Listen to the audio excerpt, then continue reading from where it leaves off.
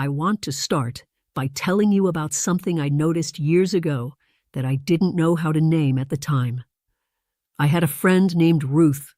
We had known each other for decades, the kind of friendship where you stop noticing certain things about a person because you've seen them so many times that your eyes fill in what used to be there rather than what's actually there now.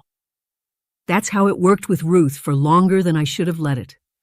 Looking back, I can see exactly when things started shifting. Not a dramatic moment, not a fall or a diagnosis or a phone call with bad news. Just small things that I filed away without filing them anywhere in particular. Ruth stopping mid-step on the sidewalk to look at something in a shop window, but stopping with both feet planted wide rather than with the easy single-foot balance that stopping used to require. Ruth starting a sentence about something that happened at her daughter's house and arriving at the end of the sentence in a completely different place from where she started. Ruth standing at her own kitchen counter, looking at a jar of jam, and then quietly putting it back in the refrigerator without opening it. I didn't read those things correctly at the time. I thought the sentences were just Ruth being Ruth. She had always talked in circles. It was one of the things I loved about her. I thought the wide planted feet were just caution, which seemed sensible. I thought the jar went back because she'd changed her mind about wanting jam. What I understand now is that each of those moments was a signal, not from a disease, from a body that was losing certain capacities quietly, gradually, in the way that important things tend to leave, not all at once, but in installments, each one small enough to explain away. She spent the last years of her life in a way she would not have chosen for herself if she had understood earlier what was happening. And I think about her often, not with grief exactly, though there is grief in it, but with the particular feeling of someone who watched something unfold and wishes they had known what to look for. So today I want to talk about 5 things, not a list of exercises, not a program, 5 specific things that I test in myself regularly because they tell me honestly where I actually stand. Not where I hope I stand or where I assume I stand, where I am. If you can still do all 5 of these, your body is in better shape than you probably think. Not perfect, none of us are perfect, but functional in the ways that matter most, in the ways that are the difference between living your own life and having your life lived for you. And if 1 or 2 of them give you pause, that's not a reason to be frightened. That's information. And information is the only thing that gives you the chance to do something about it. The first thing is whether you can get up from the floor without using your hands. I test this once a week. I lower myself to the kitchen floor deliberately, carefully, with the attention you give to something you're doing on purpose, and I get back up, without putting my hands on the floor, without grabbing a chair or a counter edge. Just my body, working through the movement, getting me back to standing. I want to tell you what this test actually measures, because it isn't what most people think. It isn't strength, or not strength alone. Getting up from the floor without hands requires 4 things functioning together simultaneously: leg strength, core stability, flexibility in the hips and lower back, and proprioception, which is the body's internal sense of where it is in space. When all 4 are working well, they cooperate invisibly, and the movement happens without drama. Cuando cualquiera de estos sistemas empieza a fallar, el movimiento comienza a requerir compensación. Una mano aquí, una pausa allá, una forma particular de organizar el cuerpo para contornar lo que falta.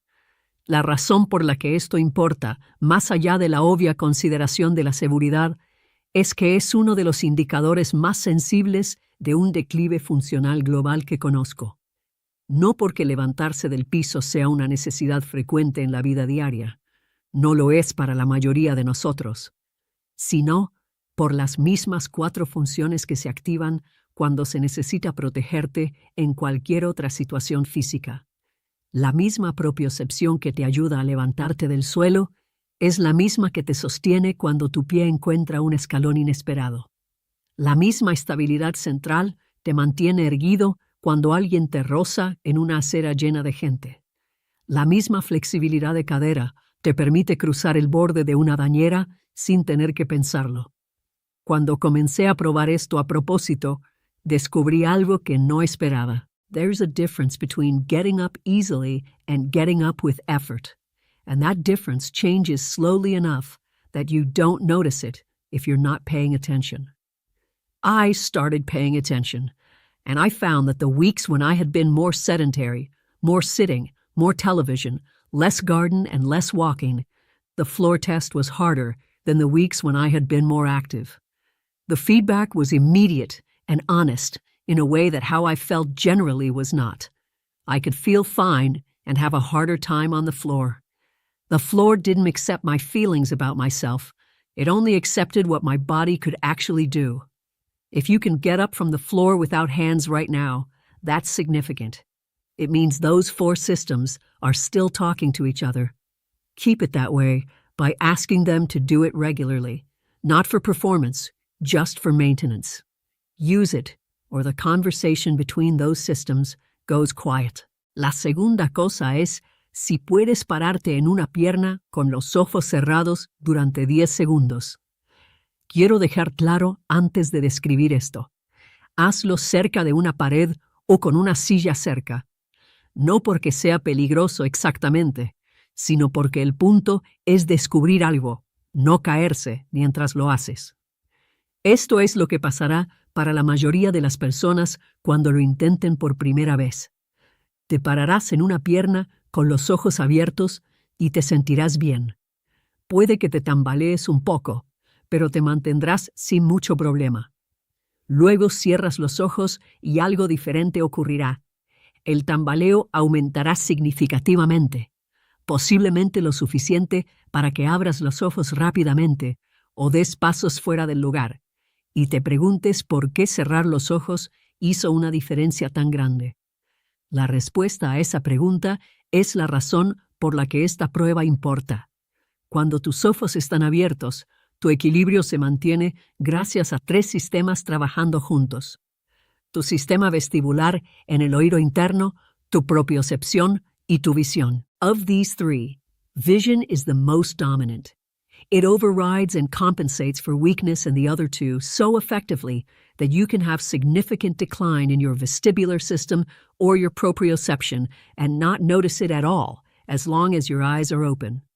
When you close your eyes, you remove vision from the equation.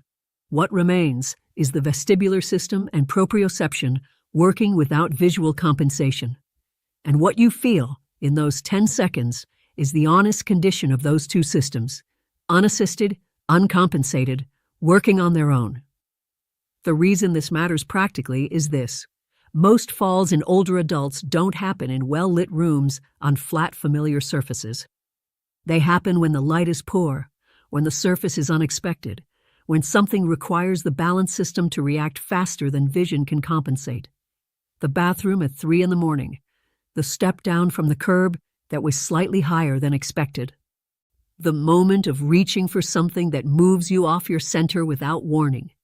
In all of those situations, the vestibular system and proprioception are carrying most of the load. And this test tells you what they have to work with.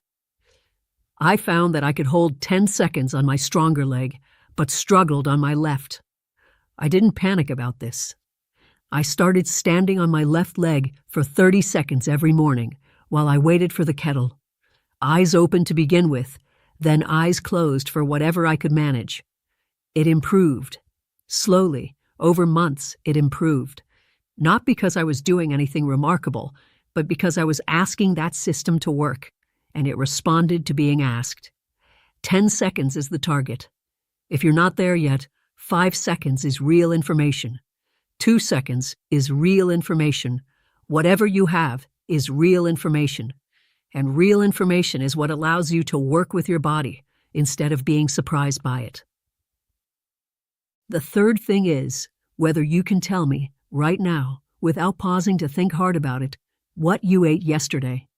Not a special meal, not a dinner you planned and looked forward to. Yesterday, the whole day, from the first thing in the morning to the last thing before bed. Not the details, just the broad outline, in order, without it feeling like reconstruction work. I include this one in a list about physical health because I think the connection between mind and body is more direct than most people allow for, and because this particular test measures something that most people don't think to measure until it's already been declining for a while.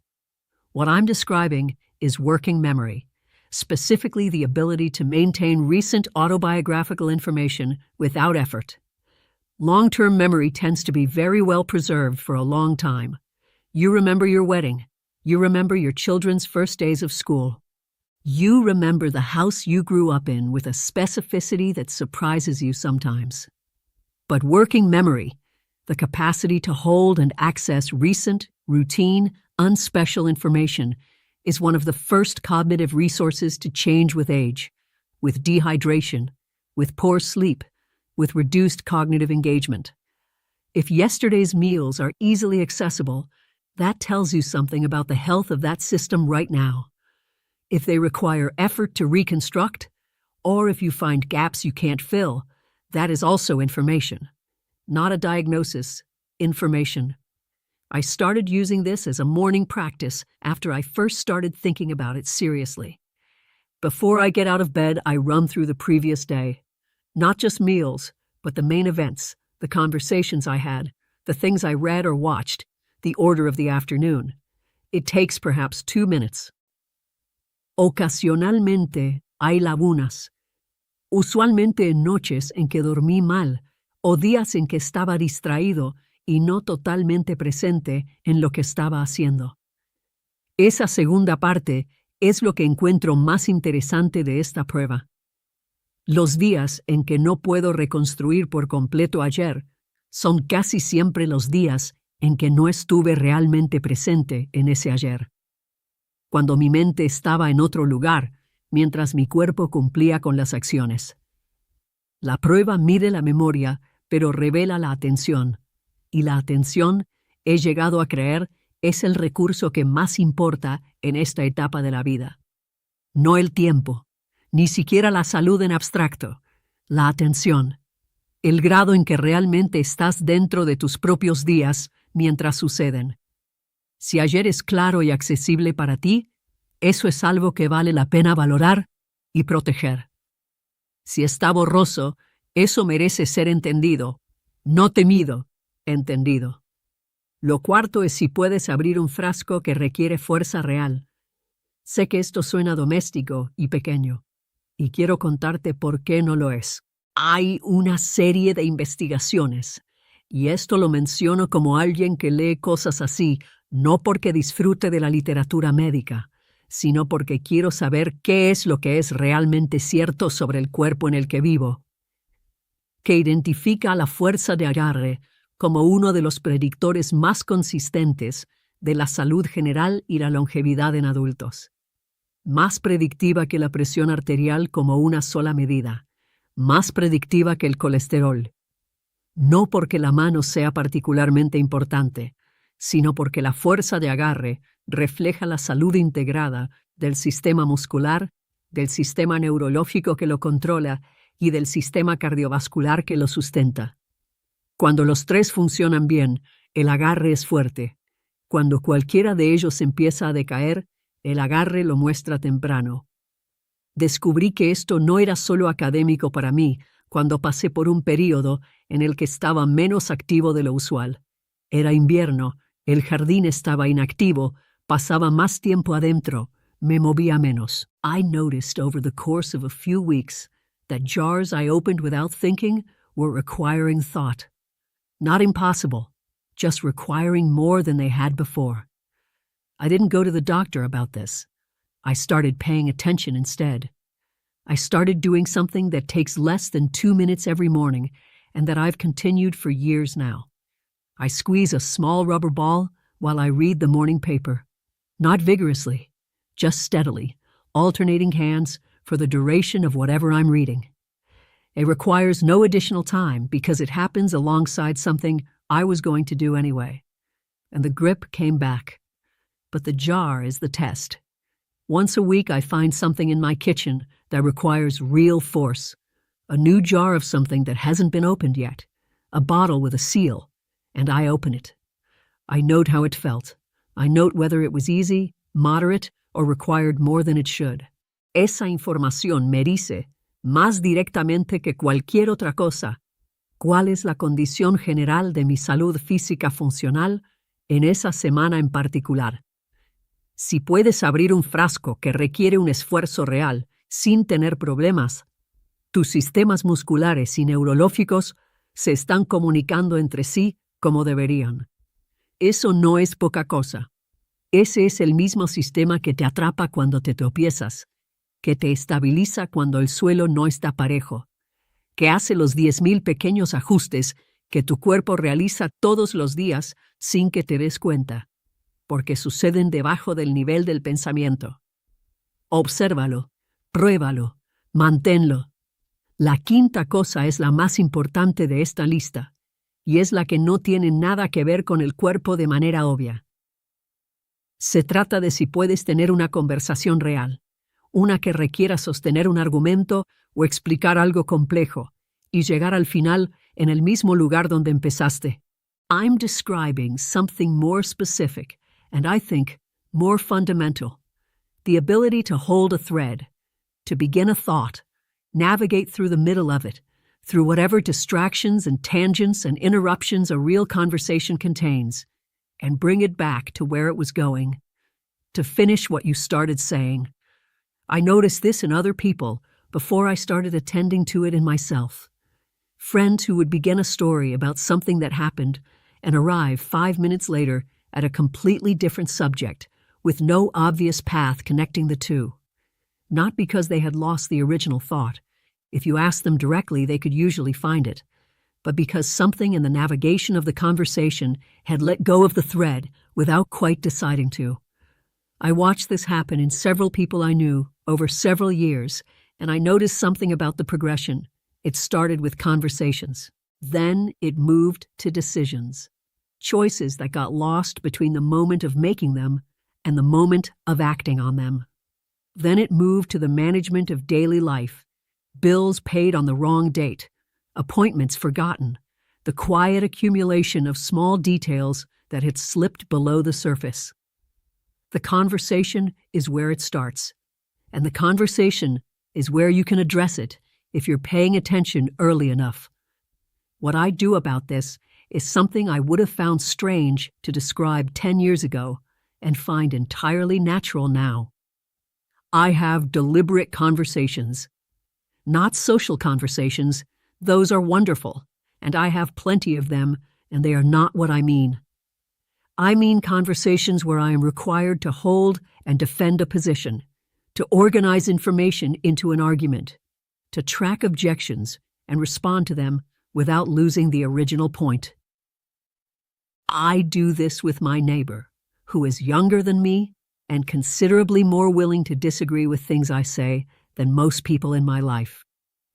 I do it sometimes alone, reading something and then explaining it back to myself out loud, not as summary, but as argument, the way you might explain it to someone who is skeptical. This is not about becoming a debater.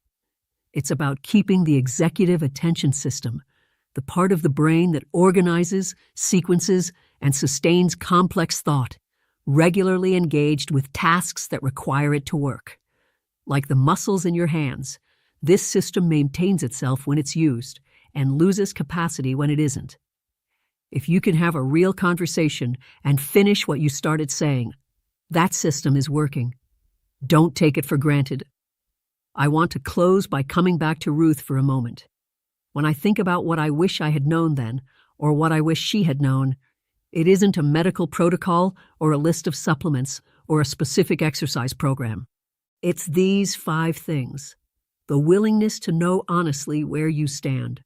The willingness to test yourself in ways that don't let you tell yourself a comfortable story. The willingness to take the information that comes back and do something small and consistent with it before it becomes something large and irreversible. Ruth was not unlucky. She was unobserved. By others, but more significantly by herself. She didn't know what signals to look for, and so she didn't see them. and by the time the signals were large enough for everyone to see, it was later than it needed to be. These 5 things are what I look for now.